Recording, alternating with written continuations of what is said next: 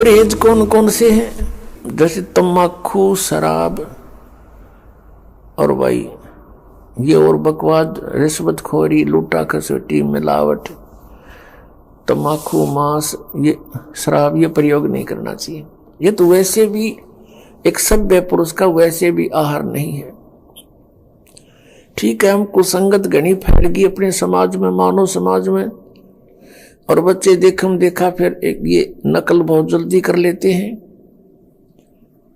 बीड़ी पीता देखा बीड़ी पीने लग गए, सिगरेट पीता देखा नो टोर सी बना के आप भी सिर्फ पीवो बेसिक ना पर नो जरूर करने लग गए कुछ, फिर वो पीने लग गए।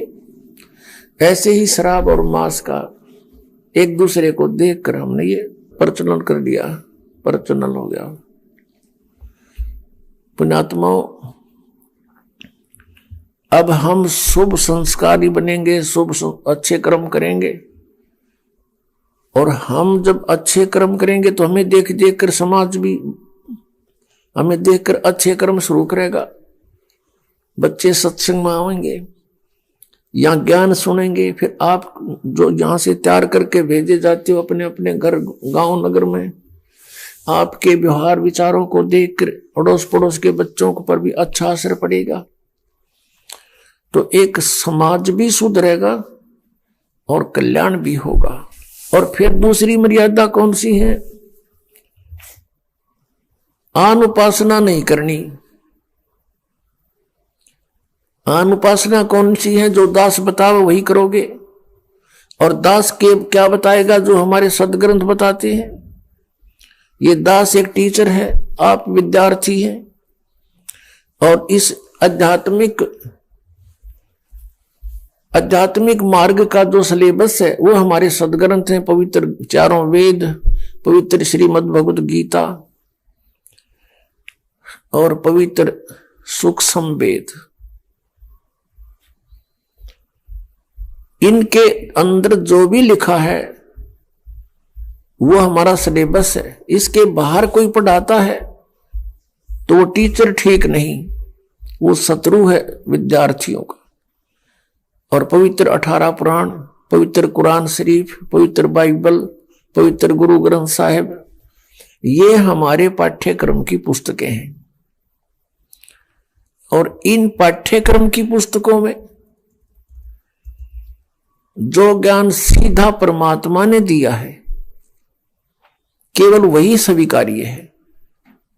और फिर जिनको परमात्मा आकर प्राप्त हुए अपने विधान अनुसार, उन नेक आत्माओं को, और उन्होंने जो परमात्मा परमेश्वर को देखा सचखंड में, सतलोक में, और फिर सब स्थिति से वो परिचित हुए, उन्होंने फिर जो ज्ञान अपनी अमृतवाणी में लिखा है वो ज्ञान हमें मान्य है। उसके साथ साथ जैसे 18 पुराण ये सहयोगी ज्ञान है सृष्टि रचना को समझने के लिए। बाकी इन 18 पुराणों का इस भक्ति मार्ग में कोई योगदान नहीं है। भक्ति मार्ग में योगदान है पवित्र गीता जी, पवित्र 5 वेद, 4 वेद तो आपके सामने है, वेल नोन है, और 5वां जो सच्चिदानंद ब्रह्म की वाणी उन्होंने खुद अपने मुख से आकर बोला है और यहां आकर रहे हैं, वो वाणी ये है हमारे भक्ति के मार्ग के सदग्रंथ। इसके अतिरिक्त जैसे पुराण है, कुरान है, और जैसे कुरान शरीफ में जो ज्ञान दिया है ब्रह्म ने हजरत मोहम्मद जी को सीधा, वो ज्ञान बिल्कुल सही है। उसके अतिरिक्त किसी फरिश्ते ने प्रवेश करके बोला है तो फरिश्ते की आदेश हमें स्वीकार्य नहीं, केवल परमात्मा का जो ज्ञान है वही हमें स्वीकार्य है। जैसे पुराणों के अंदर ब्रह्मा जी ने अपना अनुभव, कुछ वेदों का ज्ञान मिक्स, और कुछ पूर्ण परमात्मा ने आके जो उसे डिस्कस की थी वो ज्ञान ले लिया थोड़ा सा,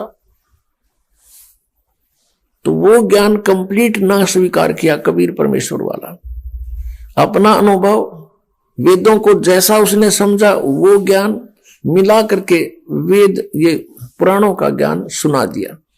फिर ब्रह्मा जी से सुने हुए ज्ञान को फिर अन्य ऋषि महर्षियों ने कुछ ब्रह्मा जी वाला ज्ञान, कुछ अपनी खिचड़ी बनाई और फिर आगे अलग पुराण की रचना कर दी। इस तरह ये 18 विभाग हो गए।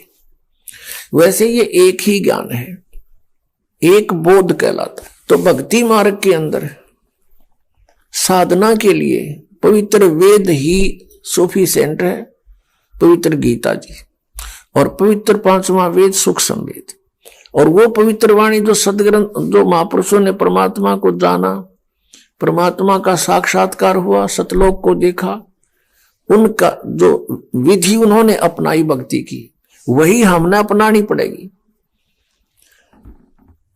और तभी हम इस भक्ति मार्ग में